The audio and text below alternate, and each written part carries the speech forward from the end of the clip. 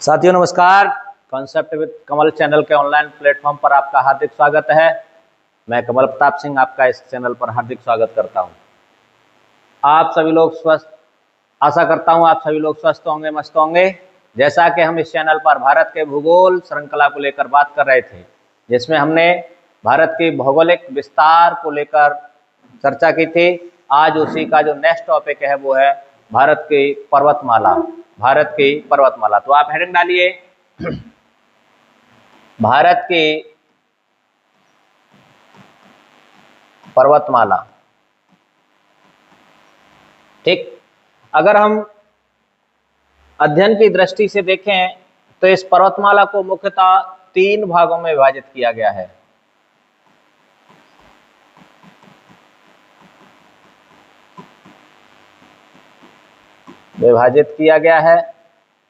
कौन कौन से, तो आप देखेंगे नंबर 1 उत्तर भारत की पर्वतमाला,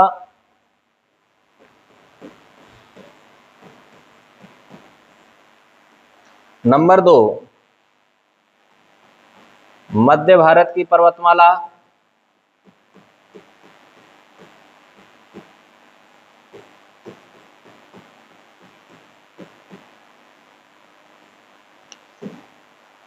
नंबर 3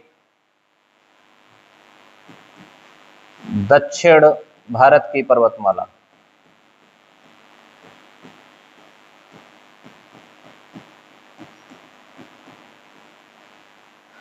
अब अगर हम उत्तर भारत की पर्वतमाला की बात करें तो इसको पुनः 2 भागों में विभाजित किया गया है। नंबर 1 हिमालय और नंबर 2 अरावली पर्वतमाला। ठीक, अगर हम मध्य हिमालय की बात करें तो मध्य हिमालय को भी 2 भागों में बांटा गया है। नंबर 1 विंध्याचल पर्वतमाला और नंबर 2 सतपुड़ा पर्वतमाला।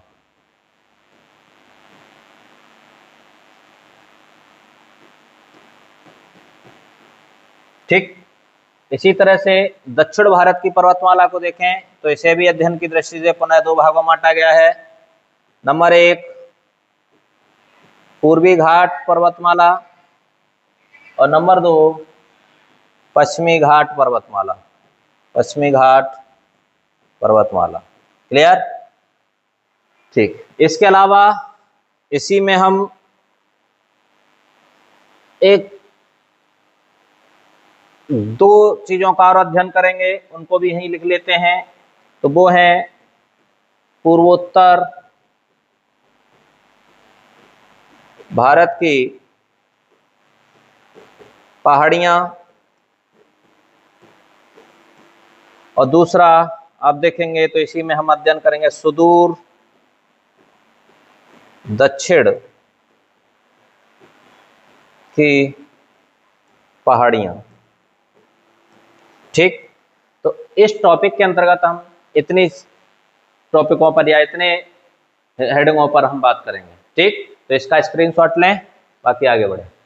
अब हमारा जो पहला टॉपिक है वो है हिमालय। तो आप हेडिंग डालें हिमालय।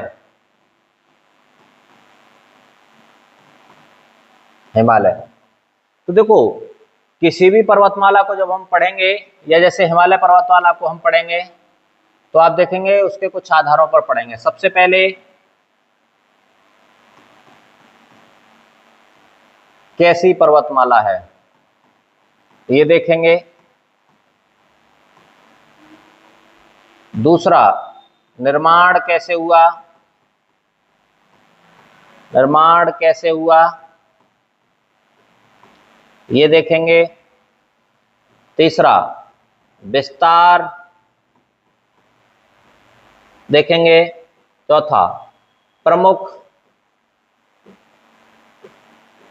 चोटियां देखेंगे और अंतिम में इसका विशेषता देखेंगे। इस पर्वतमाला की क्या विशेषता है, और अंत में आप मैपिंग सेक्शन को देखेंगे।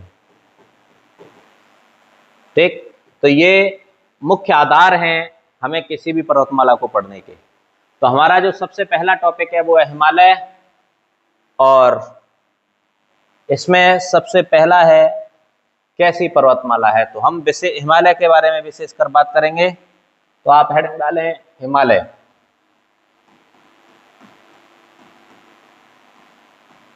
पहला चीज कैसी पर्वतमाला है, तो आपका आंसर होना चाहिए नवीन, मोड़दार, या फिर इसी को हम कहते हैं वलित पर्वतमाला है।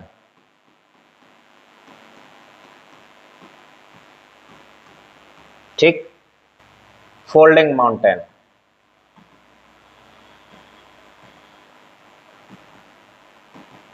दूसरा,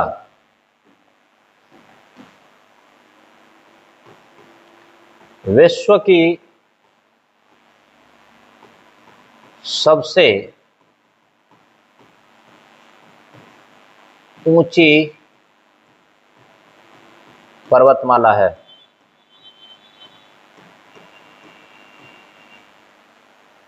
तीसरी विशेषता हम देखें विस्तार। अगर हम बात करें तो जम्मू कश्मीर से लेके विस्तार, जम्मू कश्मीर से लेके अरुणाचल प्रदेश तक 2400 से 2500 किलोमीटर लंबाई में। आकृति अगर हम देखें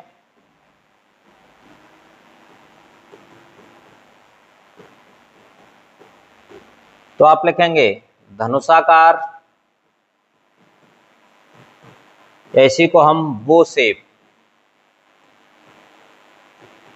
शेप या सिंटैक्सियल।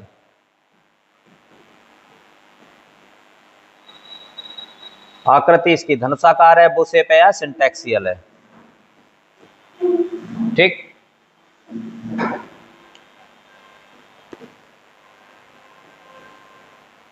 विश्व की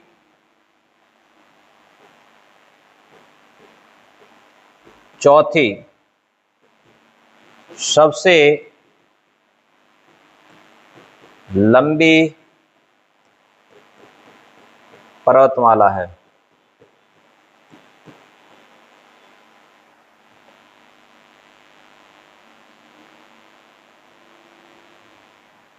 ठीक, अगर हम क्रम देखें तो सबसे पहले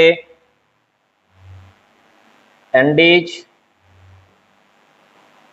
उसके बाद रॉकी, उसके बाद ग्रेट डिवाइडिंग रेंज,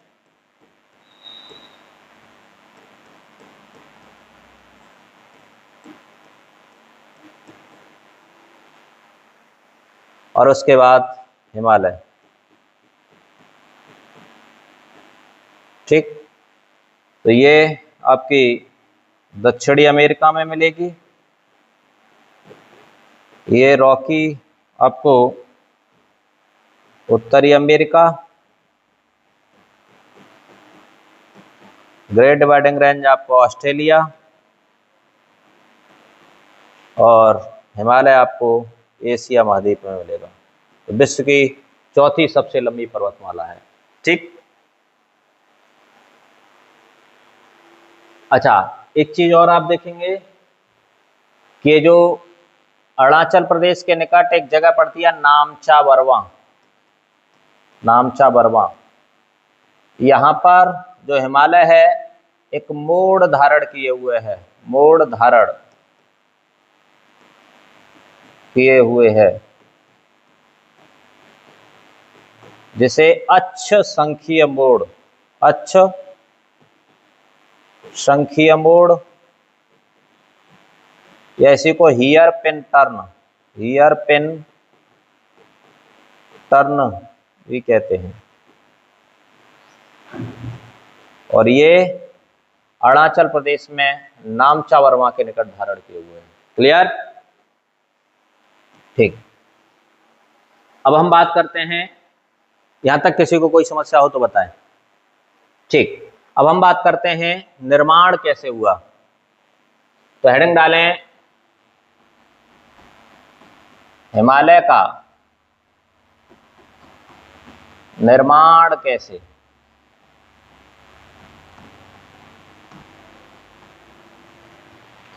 तो एक चीज समझें, विश्व के जितने भी नवीनतम या नवीन मूलधार पर्वत हैं उनके निर्माण के लिए प्रमुखतः दो सिद्धांतों को प्रस्तुत किया गया है। तो हिमालय, अब हम हिमालय के संदर्भ में देख रहे हैं, तो हम केवल हिमालय के संदर्भ में बात करेंगे। तो हिमालय के संदर्भ में या हिमालय का निर्माण कैसे हुआ, तो आप लिखेंगे इसके संदर्भ में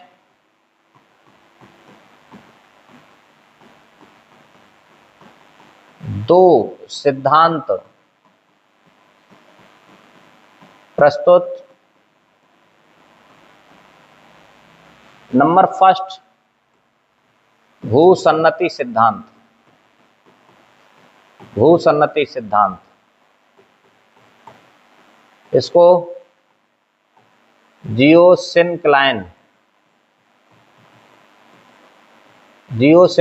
थ्योरी, जियोसिंक्लाइन थ्योरी कहते हैं। इसके प्रतिपादक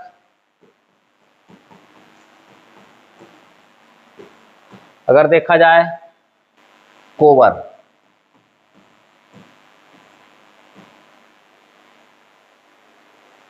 नंबर दो,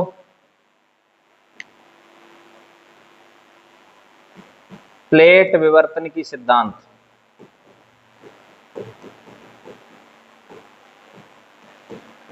प्लेट विवर्तन की सिद्धांत, इसे प्लेट टेक्टोनिक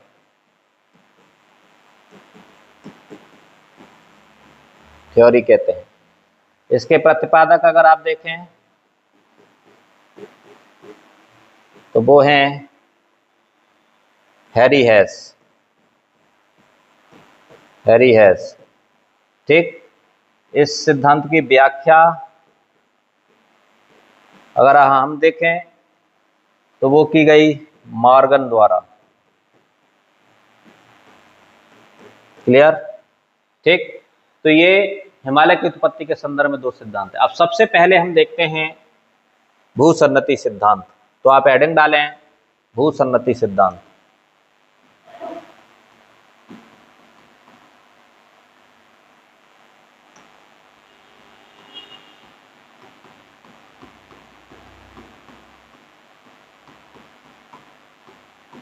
ठीक, तो इस सिद्धांत के संदर्भ में सबसे पहले कोवर महोदय द्वारा कहा गया कि देखिए, प्रारंभिक अवस्था में ये जो पृथ्वी है, इस पृथ्वी पर या जिस जगह पर आज हिमालय खड़ा हुआ है, यहाँ पर क्या थी, एक भूसन्नति थी, यानी भूमि में एक गड्ढा था।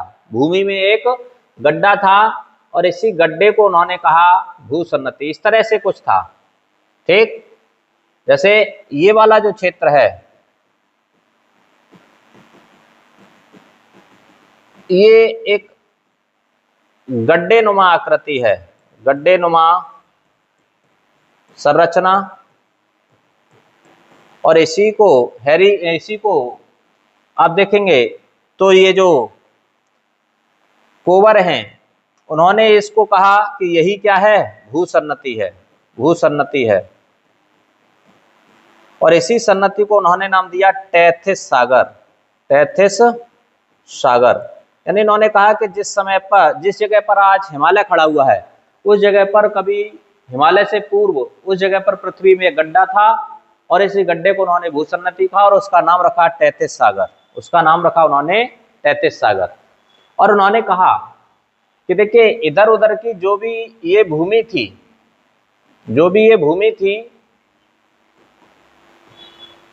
भूमि जो थी, इस भूमि का हुआ अपक्षय और अपर्दन।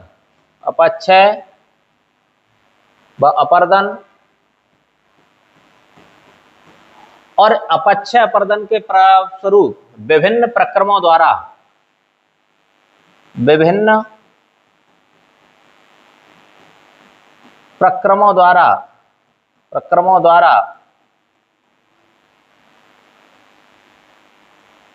इस अपक्षयित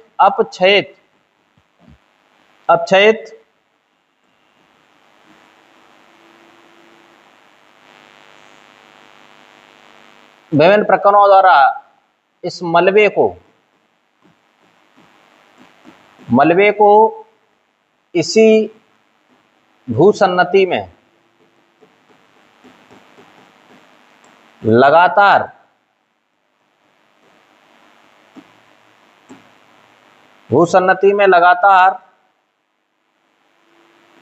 जमाव किया जाने लगा,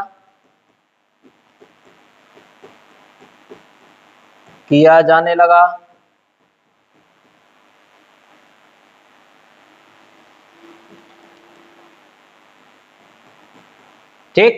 और जब इस भूसन्नति में यहाँ से ये जो मलबा है जो यहाँ पे आने लगा, इस तरह से यहाँ पर लगातार जमाव होने लगा, तो क्या हुआ कि इसी जमाव के परिणाम स्वरूप इस जगह पर ये जो क्षेत्र है, यहाँ पर जो फोर्स था यानी बल था, बल का मान बढ़ा। और जब बल का मान बढ़ा तो इधर उधर की जो चट्टानें थी इनमें क्या पड़ने लगा, ये इधर उधर की जो चट्टानें थी वो आपस में एक दूसरे की ओर फोर्स क्रिएट करने लगी। जब फोर्स क्रिएट किया इन चट्टानों ने, तो एक तरह से पृथ्वी पर भूगर्भिक या इस क्षेत्र में भूगर्भिक हलचल हुई और इस हलचल के कारण ये जो टैथिस भूसन्नति है या टैथिस सागर है, टैथिस सागर में बलन पड़ गया या बलन पड़ा। और इसी बलन के परिणाम स्वरूप आप देखेंगे कि ये जो मलबा था टैथिस सागर का वो ऊपर की ओर उठ गया और इसी उठने के कारण यहाँ पर हिमालय का निर्माण हो गया, हिमालय का निर्माण हुआ। ठीक, ये था भूसन्नति सिद्धांत। क्लियर हुआ। और इसी के साथ साथ इन्होंने कहा कि देखिए जो इधर वाला पार्ट था इससे हिमालय का निर्माण हुआ, बीच वाला जो भाग था इस भूसन्नति का, ये इसको तिब्बत का पठार कहा गया, तिब्बत का पठार बना इससे। और इधर वाला जो क्षेत्र था इससे हिंदुकुश पर्वत बना, हिंदुकुश पर्वत का निर्माण हुआ। साथ ही साथ उन्होंने कहा कि इधर बलन पड़ने की जो स्थिति हुई इस तरह से, इनसे चीन में कुनलुनसान पर्वतमाला का निर्माण हुआ, ठीक। तो ये था आपका कोबर का भूसन्नति सिद्धांत। क्लियर हुआ। नोट में एक पॉइंट और लिख लो, कोबर ने भूसन्नतियों को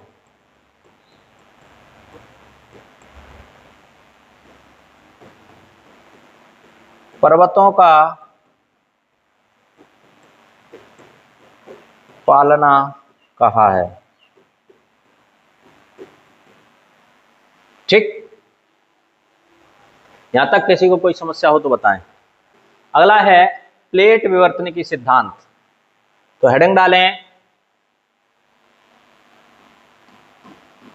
प्लेट विवर्तनिकी सिद्धांत। ठीक है, किसने दिया तो वहीं पर लिखेंगे हैरी हेस ने। व्याख्या किसने की, तो व्याख्या की मॉर्गन ने। ठीक। अब क्या है प्लेट, तो इस पर हम बात करते हैं। इन्होंने से कहा गया कि भाई आप कह रहे हैं प्लेट विवर्तन की सिद्धांत, तो क्या है प्लेट? पहला पॉइंट। अच्छा, इससे पहले देखिए इनसे पूछा गया कि भाई हिमालय का निर्माण कैसे, तो उन्होंने कहा प्लेट विवर्तन की सिद्धांत। उन्होंने कहा कि जो हिमालय का निर्माण है, हिमालय का निर्माण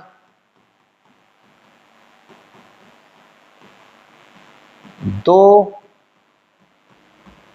प्लेटों के टकराहट से उनके बीच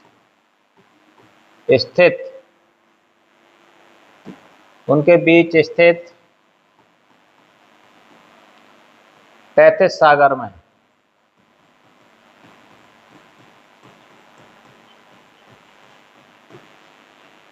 बलन पड़ने से हुआ है,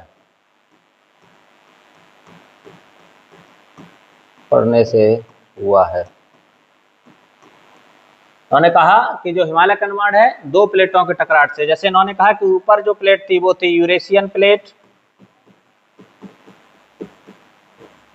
प्लेट, और इसके नीचे थी इंडो ऑस्ट्रेलियन प्लेट, और इस प्लेट का संचलन हुआ, और इसके मध्य में था ये तैथिस सागर। ये क्या था? तैथिस सागर। और इसी तैथिस सागर में संचलन के परिणाम स्वरूप बलन पड़ा, और इसी बलन से हिमालय का निर्माण हुआ। ये था कहना किसका? हैरी हेस का। और इसकी व्याख्या की किसके द्वारा? मॉर्गन के द्वारा। ठीक। बाद में इनसे पूछा गया कि भाई ठीक है आपने ये बता दिया, तो आप ये बताइए प्लेट क्या है। तो उन्होंने कहा, तो इनसे पूछा गया क्या है प्लेट, क्या है प्लेट? तो इन्होंने कहा कि ये जो पृथ्वी है, पृथ्वी की भूपरपटी या पृथ्वी की सतह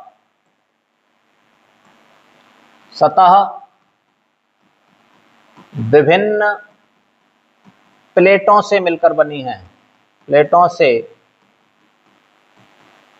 मिलकर बनी है। ठीक। इन्होंने कहा कि जैसे ये पृथ्वी है, और इस पृथ्वी को तरबूज की भांति जब हम बीच से काट लेंगे कुछ इस तरह से, ठीक, तो जब काटने पर आप देखेंगे कि ये जो पृथ्वी है ये मुख्यतः तीन भागों में बटी हुई है। सबसे पहले भाग को इन्होंने कहा क्रस्ट, दूसरे भाग को इन्होंने कहा कि ये जो भाग है ये है मेंटल, और ये वाला जो भाग है ये है कोर। ठीक। ये वाली जो परत है ऊपर वाली सिलिका और एल्युमिनियम से मिलकर बनी हुई है। ये वाली जो परत है ये सिलिका और मैग्नीशियम से बनी हुई है, और ये वाली जो परत है ये निकेल और फेरस से मिलकर बनी हुई है, यानी इसमें निकेल और फेरस की अधिकता है। उन्होंने कहा कि पृथ्वी को जब हम ऐसे काट लेते हैं उसके केंद्र तक, तो तीन भागों में बांटा गया, क्रस्ट, मेंटल और कोर। ठीक। उन्होंने कहा कि जैसे जैसे हम पृथ्वी के गर्भ में जाते हैं, नीचे की ओर जाते हैं, केंद्र की ओर जाते हैं, तो यहां पर टेम्परेचर बढ़ने लगता है। क्यों? क्योंकि प्रेशर अधिक होने लगता है, और प्रेशर अधिक होने के कारण, ऊपर से दबाव अधिक होने के कारण जो चट्टाने हैं उनके जो अणु हैं वो आपस में गति अधिक करने लगते हैं, जिसके कारण उस क्षेत्र में टेम्परेचर बढ़ने लगता है। और उन्होंने कहा कि ये जो टेम्परेचर है प्रति 32 मीटर आप नीचे चले जाएंगे तो 1 डिग्री सेल्सियस टेम्परेचर क्या हो जाएगा? बढ़ जाएगा। और इस तरह से बढ़ते बढ़ते जब आप मध्य मेंटल में आ जाते हैं, मेंटल के मध्य वाले भाग में आ जाते हैं। तो यहाँ टेम्परेचर इतना अधिक हो जाता है कि ये जो चट्टाने हैं वो गर्म गलित अवस्था में आ जाती हैं, गर्म गलित अवस्था में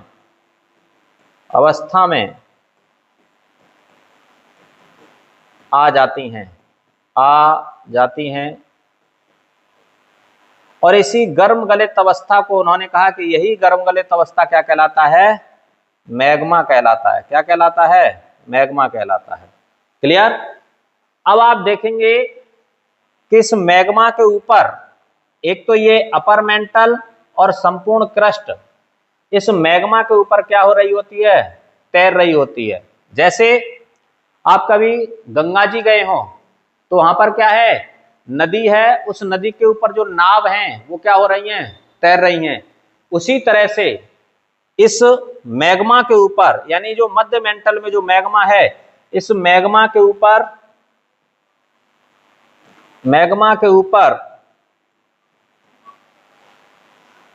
संपूर्ण क्रस्ट प्लस अपर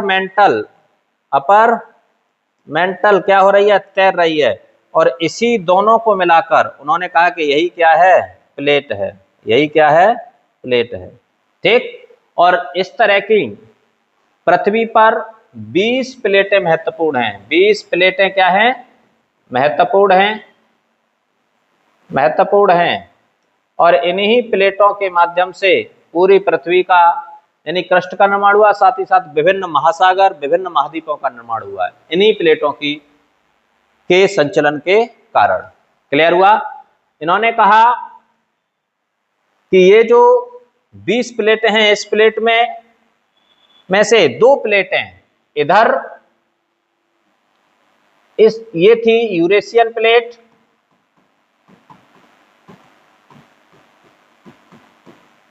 और इस यूरेशियन प्लेट के बीच में ये वाला जो क्षेत्र है, यहां ये है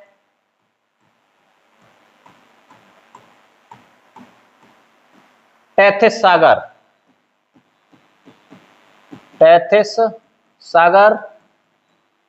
और इस टेथिस सागर के नीचे यहां इस तरह से ये है इंडो ऑस्ट्रेलियन प्लेट,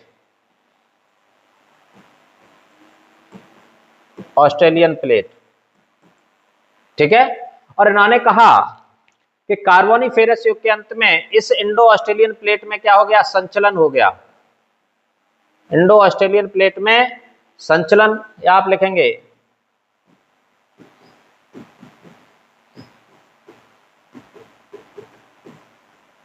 अंत में भूगर्भिक हलचल, और इस हलचल के परिणाम स्वरूप इंडो ऑस्ट्रेलियन प्लेट में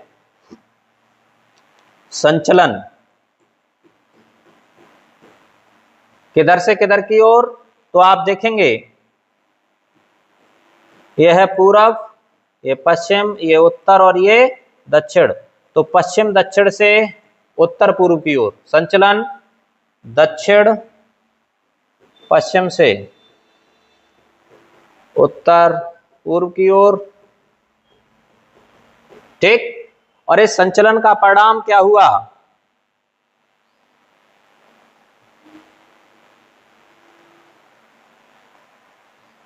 इस संचलन का परिणाम हुआ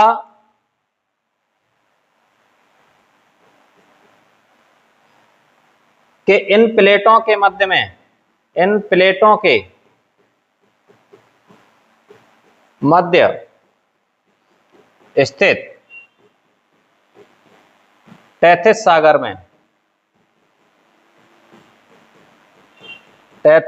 में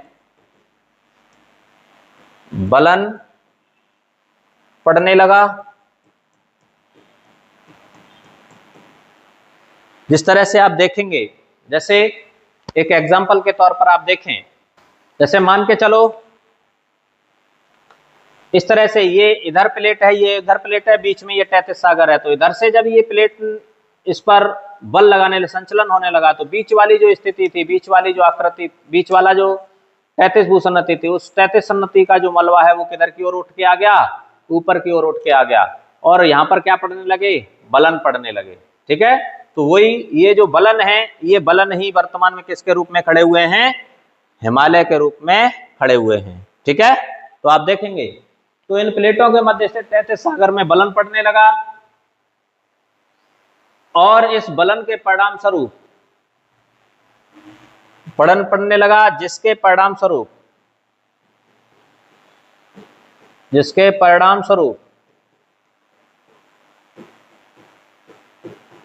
33 सागर के स्थान पर हिमालय का निर्माण हुआ। हिमालय का निर्माण हुआ। क्लियर, हिमालय का निर्माण हुआ। ठीक, तो आप देखेंगे ये वाला जो क्षेत्र है, ये इस तरह से यहां पर यही क्या कहलाया, हिमालय पर्वत कहलाया। क्लियर हुआ, यही कहलाया हिमालय पर्वत। यहां तक किसी को कोई समस्या हो तो बताएं। ठीक, अब आप देखेंगे यहां पर एक प्लेट और थी, जिसे हम बर्मा प्लेट के नाम से जानते हैं, बर्मा प्लेट। ठीक है, तो बर्मा प्लेट के तक आते आते आप देखेंगे कि ये जो संचलन था, बर्मा प्लेट तक आते आते संचलन कमजोर हो गया। अतः वो बर्मा प्लेट को नहीं खिसका पाया, बर्मा प्लेट को नहीं खिसका पाया, जिसके कारण आप देखेंगे यहां पर या इस प्लेट के सहारे, बर्मा प्लेट के सहारे हिमालय ने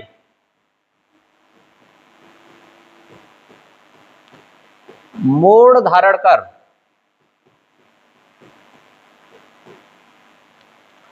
दक्षिण की ओर विस्तार प्रारंभ किया, दक्षिण की ओर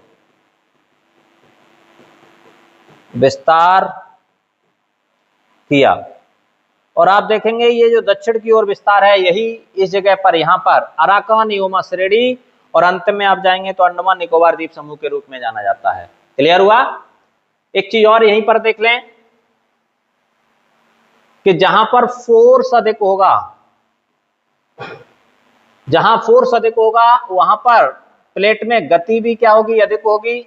और जब गति अधिक होगी प्लेट में, तो आप देखेंगे टकराहट भी अधिक होगी, टकराहट भी क्या होगी, अधिक होगी।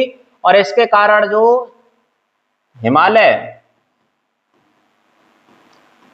की जो चौड़ाई होगी वो क्या होगी, कम होगी। और ऊंचाई क्या होगी, हिमालय की इस जगह पर ऊंचाई अधिक होगी। तो इसकी जो गति आप देखेंगे वो मध्य हिमालय में अधिक थी, मध्य हिमालय, या आप इस तरह से भी कह सकते हैं, इधर का आप मान लें ये, तो ये पश्चिमी हिमालय मान लें उदाहरण के तौर पर, ये मध्य हिमालय, और ये पूर्वी हिमालय। ये कौन सा हिमालय मान लें, पूर्वी हिमालय। तो आप देखेंगे कि पश्चिमी हिमालय की जो कंडीशन है, यहां पर पश्चिमी हिमालय की कंडीशन अगर आप देखें तो यहां पर हिमालय में या प्लेट में गति कम, तो यहां पर हिमालय की चौड़ाई क्या है, अधिक है, और ऊंचाई यहां पर क्या है, कम है। क्लियर। वहीं अगर हम मध्य हिमालय में देखें, मध्य हिमालय की कंडीशन की बात करें, तो मध्य हिमालय क्षेत्र में आप देखेंगे कि यहां पर गति अधिक थी, तो यहां चौड़ाई हिमालय की क्या है, कम है, और यहां पर ऊंचाई हिमालय की क्या है, अधिक है। क्लियर। तो जितने भी ऊंची चोटियां हैं वो आपको मध्य हिमालय में देखने को मिलेंगे, हिमालय के मध्य वाले भाग में। इस तरह से ये वाला जो पार्ट है, इस मध्य वाले भाग में इतने पार्ट में आपको दिखाई देंगे। क्लियर। वहीं अगर हम दक्षिण या पश्चिमी पूर्वी हिमालय की बात करें, पूर्वी हिमालय की बात करें तो पूर्वी हिमालय में फोर्स गति और कम हो गई, और आप देखेंगे यहां चौड़ाई गति और बढ़ गई। तो यहां पर आप देखेंगे चौड़ाई अपेक्षाकृत या गति आप कह सकते हैं यहां सामान्य रही, सामान्य रही। तो न ज्यादा चौड़ाई है और न ज्यादा ऊंचाई है यहां पर हिमालय में। क्लियर हुआ? न ज्यादा चौड़ाई है पूर्वी हिमालय में और न ज्यादा ऊंचाई है। और मैंने आपको बताया बर्मा प्लेट के सारे यहाँ फोर्स का मान कम हो गया, तो यहाँ पर हिमालय ने दक्षिण की ओर विस्तार करना प्रारंभ कर दिया। क्लियर? और आज के लिए बस इतना ही, इससे आगे का देखेंगे कल। आगे के सभी कॉन्सेप्ट को देखने के लिए चैनल पर लगातार बने रहें। चैनल को सब्सक्राइब करें, वीडियो को लाइक करें और कमेंट करें, शेयर करें। धन्यवाद।